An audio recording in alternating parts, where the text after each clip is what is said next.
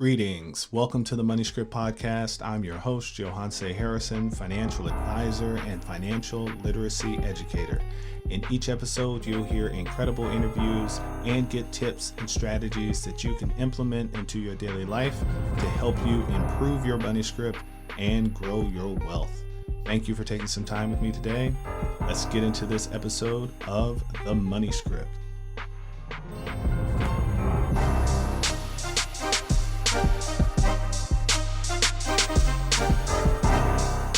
Welcome to the Money Script Podcast. It's episode 2. I am so happy to be with you here today. Again, episode 2. We did it. We did episode 1, premiere episode. Now it's episode 2. I want to give a special thank you to all of our listeners, all of our subscribers, everyone that tuned in, and also special thanks to all those that gave us 5 stars and told a friend about it. Again, so happy to be with you here today. I am joined today by a very special guest. This young lady is an incredible influence in my life. She helps keep me grounded. She also helps keep me looking good because I got to keep up with her. And I just want to take a moment just to give some gratitude to her for also allowing me and helping me to be in this space. And I am talking about none other than my partner in business, my partner in life, my partner in parenting, Miss Alicia Harrison. I know, you're trying to make me cry. Yes. That was a sweet introduction, babe. Thank you. Oh, thank you. Thank you. I'm proud of you. Happy to be here with you on this beautiful journey. Beautiful journey. It is a beautiful journey. So this is your first time on the podcast, obviously, because this is only our second podcast. So it'd be kind of hard for you to have been here before now. My first time on any podcast, yes. Well, I'm glad that we could have this experience together. Thank you.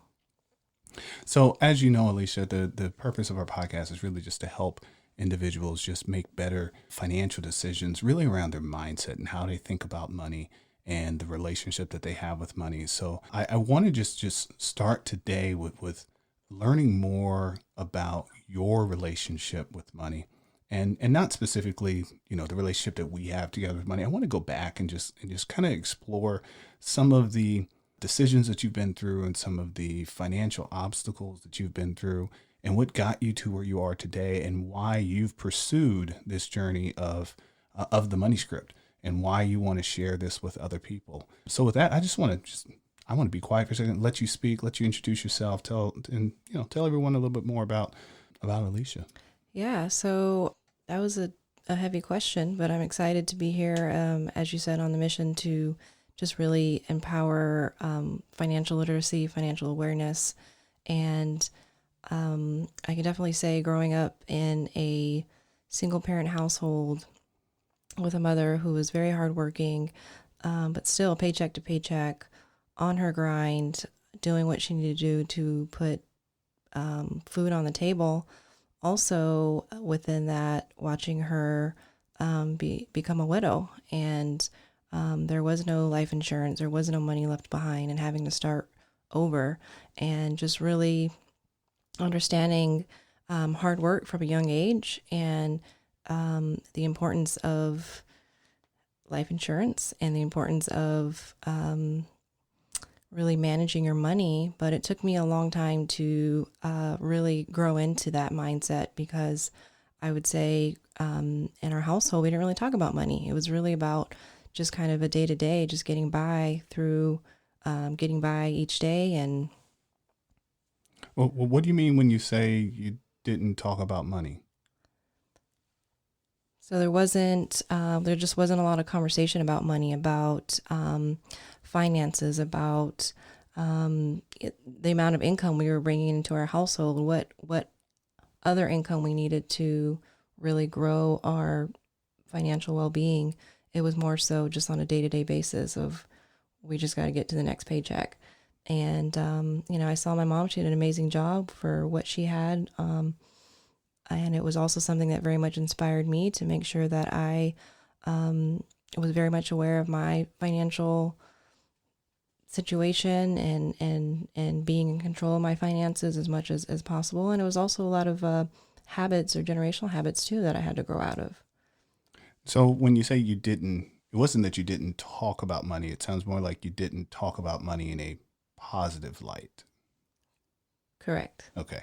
So you did. I mean, I'm sure there were money conversations. I mean, you talked about at least having it or not having it or having to use it. I mean, I'm sure it was still a utility. It really was. I really feel like in my household, and even I'm going to just say in the generation, it wasn't really talked about much at home. It was kind of one of those households where, the children have their place and the adults worry about the bills and the work and what needs to happen. And so it wasn't until maybe I was in high school where I really started to have more conversations with my grandfather about finances and priorities and saving money and things like that, where, we learned some of our habits at a very young age. So not having that appreciation, understanding of money and the value of money and how to create some of the things that I wanted for myself, it took me a little bit longer to get to where I am today. So what do you think was the turning point for you and when you realized that you needed to take a little bit more control over your financial journey? When I got married. Oh. Touché.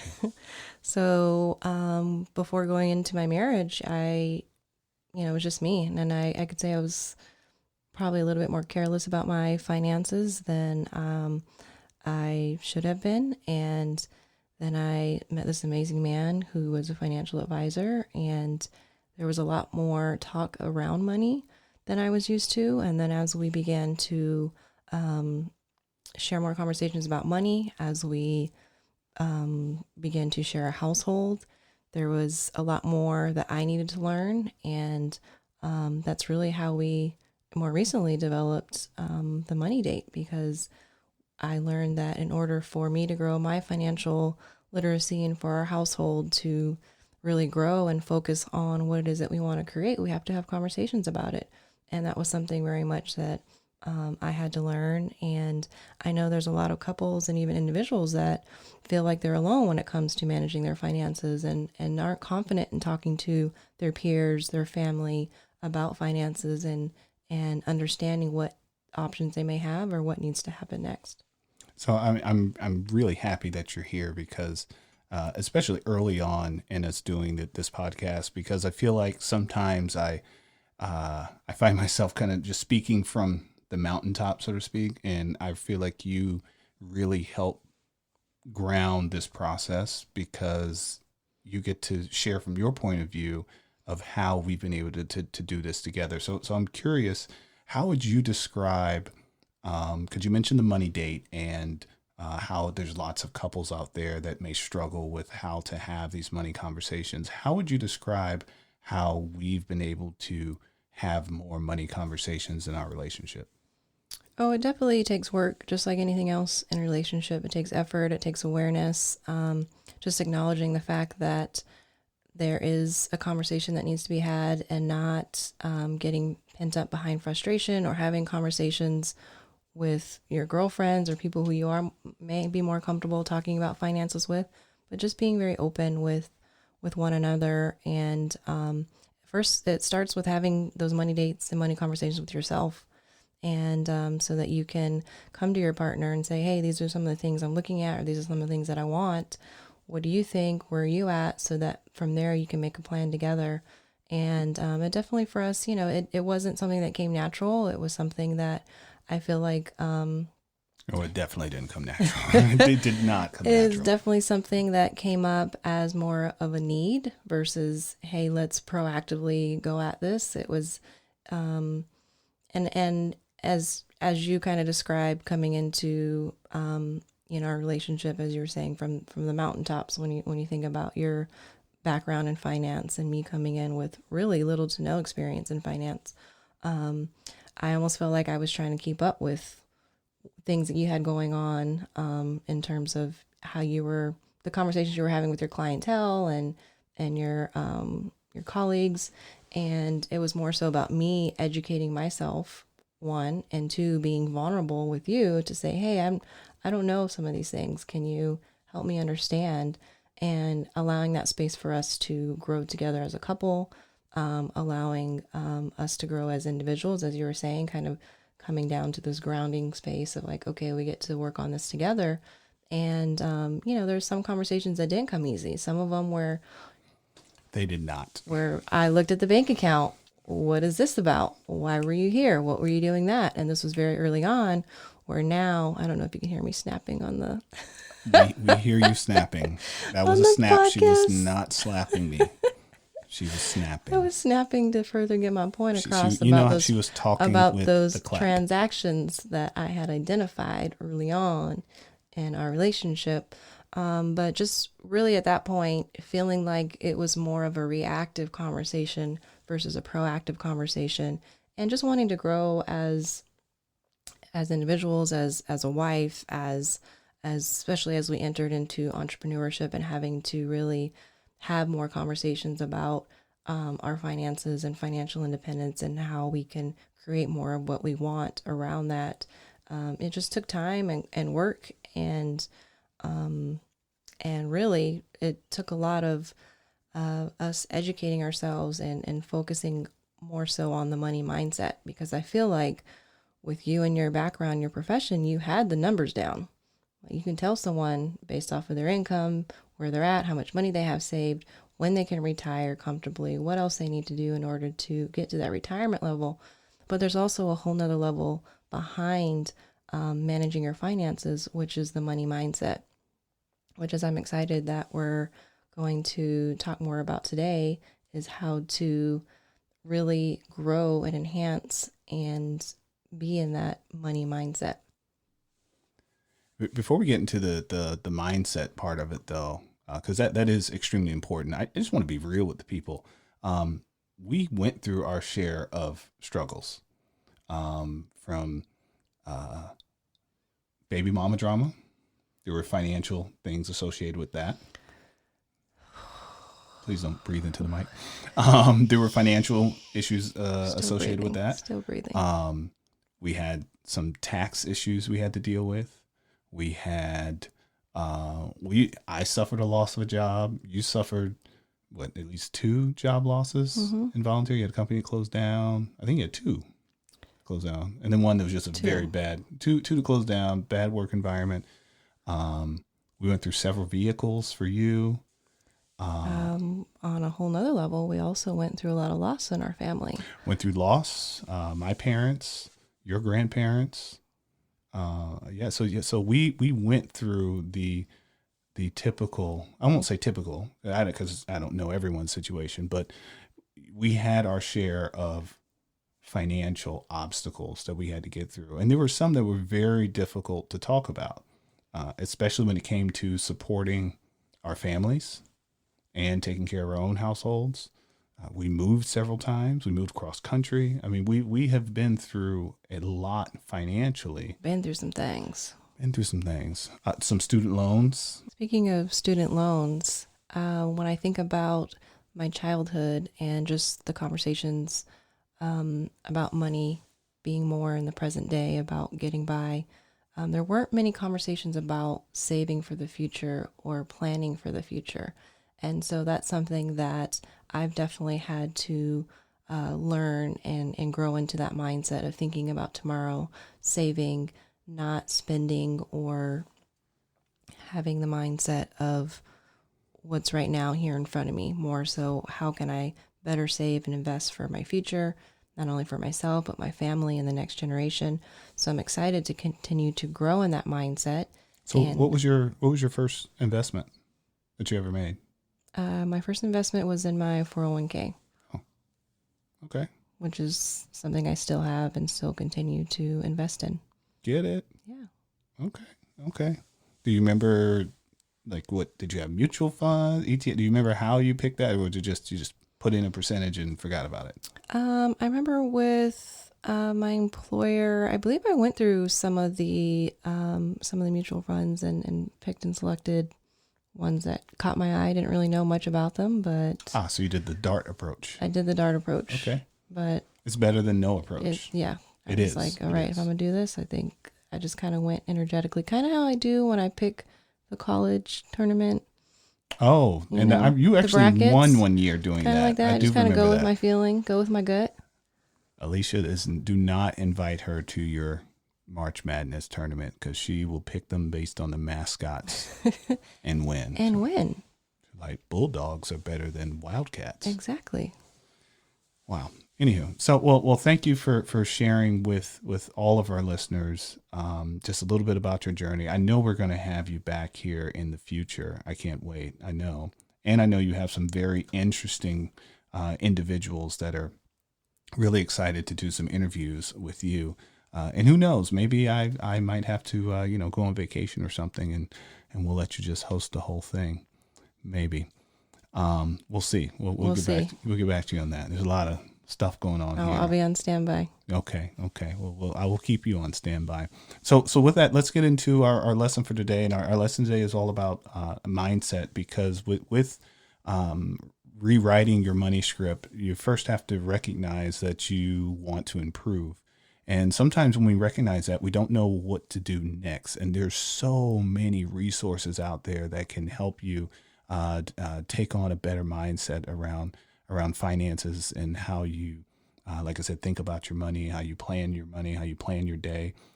So we want to share some of those strategies with you. And I know, Alicia, you've got some things prepared that you wanted to share. So I'll give you the floor or the mic. Yeah, I'm definitely excited about this topic. One of my favorite topics when we think about our money and our money mindset.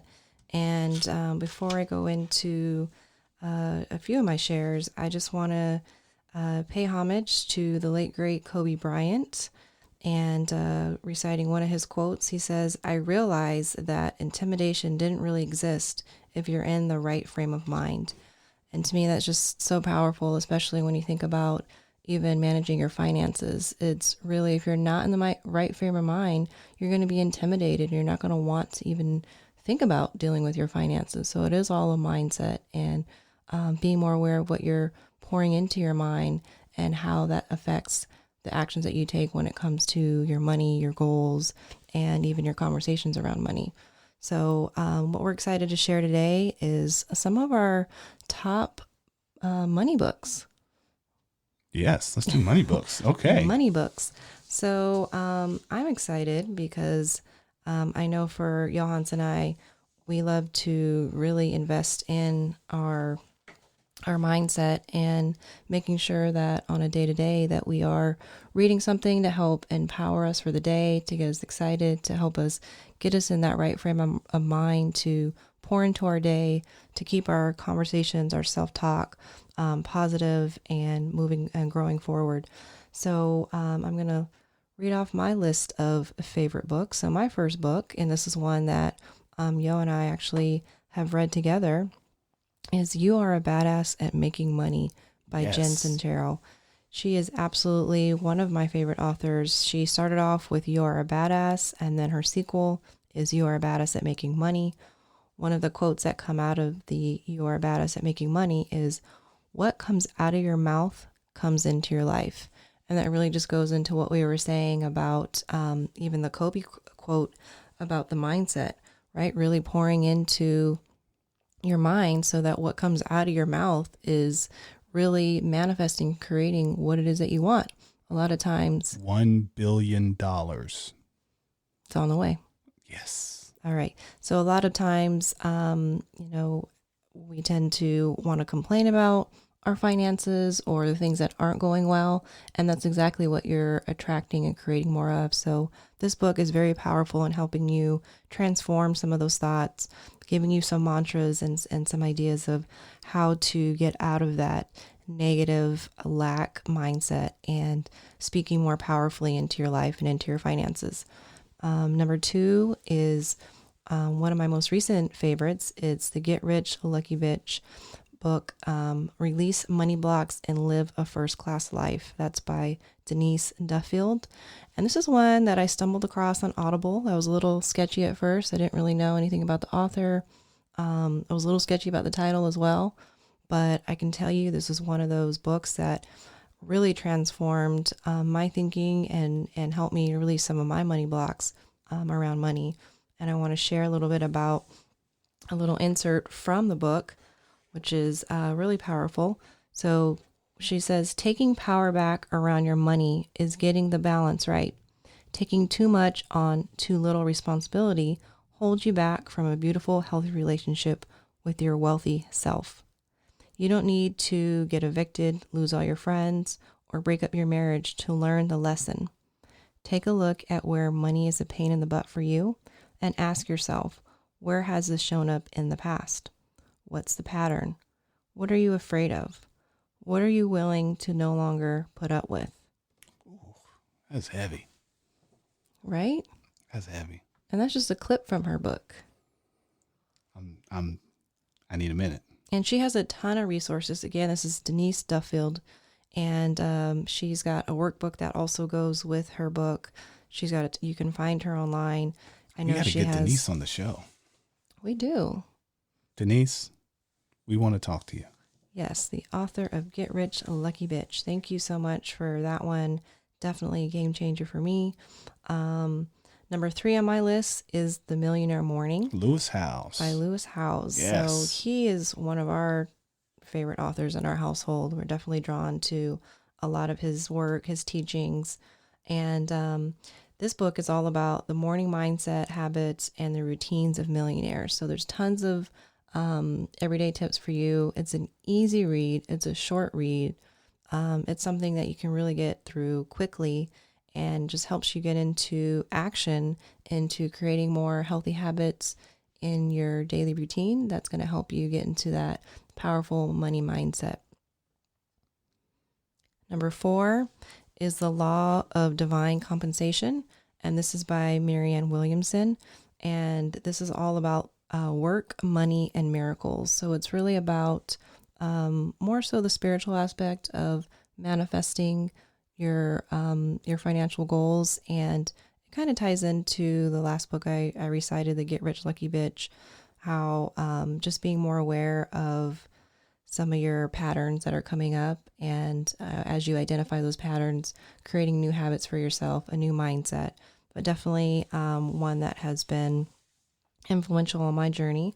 And the last one is The Science of Getting Rich by William Wattles. And that was the prequel, right?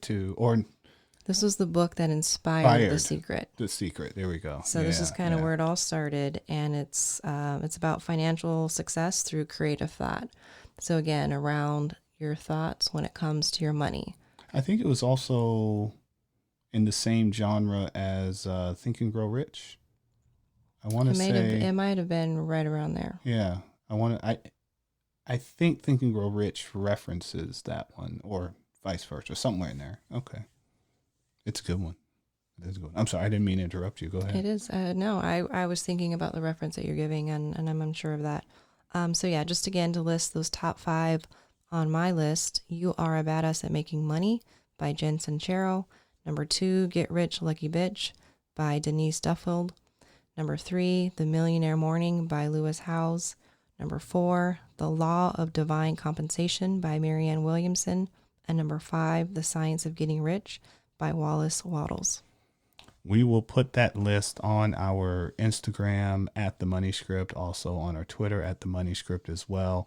Thank you so much, Alicia. That was a wonderful list of books that you can go out and get. Mind you, you can find these on Audible. Quick tip about Audible: your first book is free. So if you don't have an Audible account, you could go get one of these books for free and then cancel your account and get to keep the book. It's a kind of a neat trick that Amazon has not steered away from as of yet. You can also find these on Amazon. You can get them used if you're someone that wants the paperback book. And don't get me wrong, authors, I'm all about making more money on selling books. But for those of us that are still trying to figure it out, if you can find a paperback for a couple of dollars, it's a great investment. So again, Alicia, thank you so much for joining us on episode 2. Thank you for having me. So happy to have you, not only in my life, but also in this show today. Want to remind everyone out there that to subscribe to the show, also tell a friend about the show as well. And of course, I want to continue to encourage you to find ways that you can make better decisions with your money. And there's so many ways that you can do that, whether it's picking up a book, whether it's subscribing to a podcast, having a conversation with a friend or family member. There are lots of ways that you can start to get in better habits with your money. So if you're looking for a financial advisor, of course, go to the moneyscriptwealth.com and schedule your discovery sessions today. Remember that any stocks and other investments that were mentioned on today's episode are for information purposes only and not a solicitation to invest. Financial advisory services are offered by MoneyScript Wealth Management, which is a registered investment advisory firm registered in Texas and California and other states where exempt. MoneyScript Wealth Management and guests on this episode may own stocks mentioned in today's show or other investments as well, and please consult your tax advisor or your professional for specific advice about your situation. Until next time.